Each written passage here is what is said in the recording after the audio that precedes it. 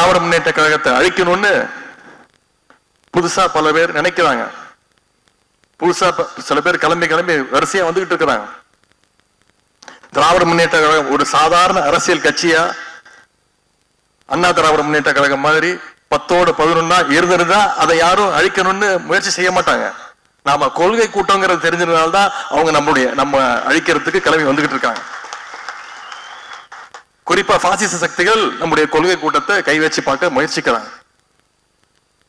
திராவிட முன்னேற்ற கழகத்தை பேருங்க அண்ணா அவர்கள் தொடங்குறப்போ அவர் கூறின ஒரு விஷயத்தை இங்க சொல்ல விரும்புகின்றேன்.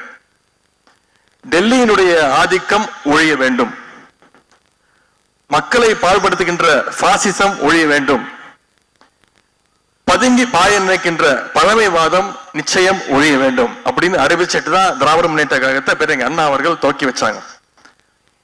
அந்த முழக்கத்தை மனசுல ஏந்திதான் இன்னைக்கும் நம்முடைய திராவிட முன்னேற்ற கழகம் களத்தில் இறங்கி நாம போராடிட்டு இருக்கிறோம்.